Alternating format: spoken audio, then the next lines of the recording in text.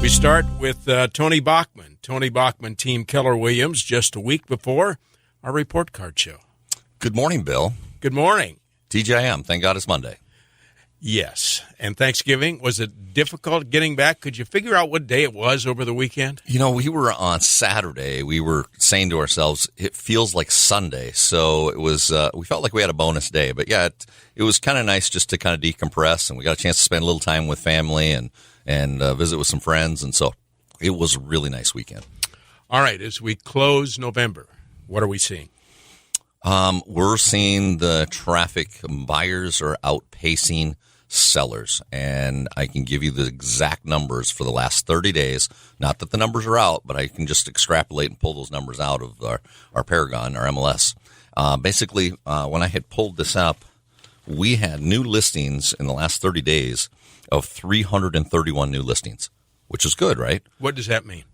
Mean that anything from the last 30 days, a new listing that came out, it gets recorded. So we have 331 new listings. And that could be some land, it could be some multifamily, it could be some single-family homes. Compared to a year ago, what would that number have been? 2 or 3 times that? No, actually. You know, it's fairly comparable to the previous year. Yeah. So typically the markets, when your fourth quarter market is typically down somewhere around 12 to 18% versus the other quarters, because, you know, you're coming into the holidays. People tend to like slow down, think, hey, we're going to enjoy time with family and friends. And, you know, we've got all these functions going on. And I don't know if I really want to, you know, list my house during the holidays, because now I have people walking through while, you know, we have. Or they could Zoom through. Yeah. Well, we can Zoom through that now. Yeah. But typically, on an average in past years, it's been, you know, 12 to 18% down for that quarter, because we always talk in terms of, well, you know, it's holidays, it's coming up, things are going to slow down, right? Not this year, not at all. So in reference to back to my 30 days, 331 new listings, then I look at how many solds do we have and how many pendings do we have. We had a total of 429 solds, which is more than the new listings. And then if I add the pendings in there, which means that takes them off the table for someone to buy, that's 578. So if I take the 578 solds and pendings versus what we had for new listings, the solds and the pendings are outpacing new listings by 75%. So really what you're saying is, if you're a seller, it's a good time. It's a wonderful time right now, and you're going to be pleasantly surprised at the equity that you've accumulated, because, yeah, prices have gone up, you know, and so conversely, when someone says as a buyer, I don't know, maybe this isn't the market, maybe the prices are too high, it's like, we were doing some math, and I know Gary Popkes, he's on coming up, and he can give you some insights to that too, but like, just a quick example is, if you had bought a $300,000 home and you had like a 4% interest versus today's interest, you could buy that same home for $320,000. Okay, so to adjusting for price increases, and the payment would be $87 less. Wow. Yeah, so I mean, it's all perspective here, you know, and I really don't see things slowing down. I mean, in reference to how fast things are rolling, we may see things speed up in reference to new listings, you know, just because we get past the first of the year, and then people are like, hey, okay, I'm ready to, you know, jump into the pool. Let's go find that new home. Tony Bachman, Team Keller Williams. So a buyer calls you today. What should they have to be ready to compete in this marketplace? Well, obviously, they're going to be having to talk to a lender to make sure that they have their letter. And the other thing is that they want to make sure they're having a consultation with that lender, saying, okay, so if we purchase a home at, you know, $200,000 with taxes being at X and interest being Y, you know, what's our total payment, and how does that fit within the parameters of what your affordability or what you can afford, you know? So that's the big consultation that you have, especially with a first-time home buyer, because I think people are pleasantly surprised and find out how much they really can buy because of interest rates being what they are. You're a storyteller, and I love to hear stories. Tell us a couple of stories of those that were looking to buy. So I had, we've got 2 stories. One was a seller who really, really wanted to buy.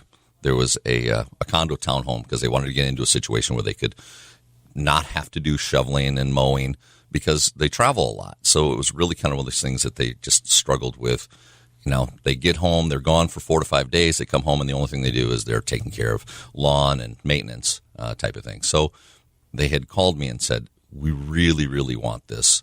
And knowing that there was high competition for this, we immediately jumped on the bandwagon, went over, look at their home, got everything all squared up. We did pictures, we did measuring. We had this thing all ready to go within, basically about 24 hours, ready to go on market. So then we made an offer on the condo townhome, and we were successful at making that happen. Were there other bids? Not as at that point, but the price had just been reduced, and so we knew that this was going to be something that was going to be a hot topic really quickly. So we made an offer. In the meantime, as soon as they accepted our offer, we immediately released their home onto the MLS, and we had priced it just a shade under market value. I mean, we could have probably went another $5,000 more, but they said, I really want this condo and I need to make this happen quick. Well, after it was all done and said, within 7 hours, we had multiple offers, and we ended up still getting close to what we probably would have put it on the market for because the bids went up. How quickly can the homes close? Right now, I mean, cash offers, it used to be you could get cash offers done within about 2 weeks, but I know with the title companies, they're under a lot of pressure right now. Cash offers typically will take anywhere from 3 to 4 weeks, depending on. For mortgages, we used to say, hey, we could probably get this done in 30 days. We're now looking at somewhere around, 5 weeks to 6 weeks, depending on. I mean, if it depends on the type of mortgage. Even this time of year. Yeah. Oh, yeah. Because they're so busy, out there.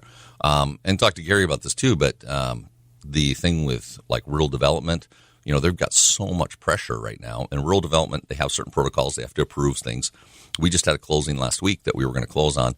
It got pushed back 1 week because rural development was still working on getting approvals.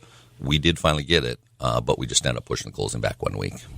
All right. Are the people coming from out of town in this area or out of town around the country to make offers? Both? Yes and yes.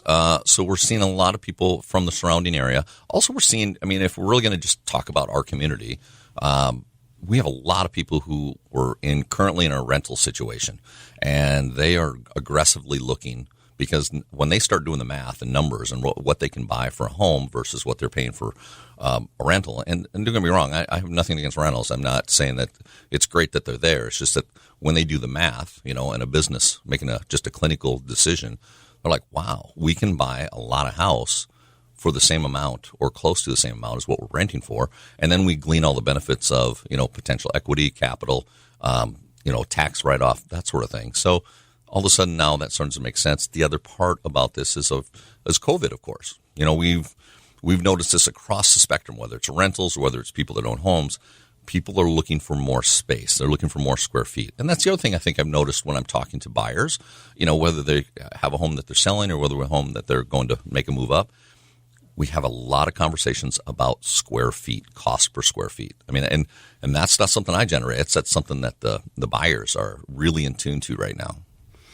So even between Thanksgiving and Christmas, it's a busy time. It will be. Yeah, it'll continue to be busy. I think one of the stats that I heard was that there's about 2 to 3 buyers that are out there in the marketplace for every home that we currently have right now. And it'll be interesting to see what the inventory level is coming up because, we went from September to October, our inventory levels reduced by about 16%, and we have not seen it slow down. It's just continued to chug on. So if they reduce again by another, 15 to 20%, now instead of having like 1,050 homes on the market, we may only have less than 900 in inventory, which is unprecedented. I still see a few homes that are for sale by owner. And then a week later, 2 weeks later, 3 weeks later, for sale by owner. Professional probably could have sold it.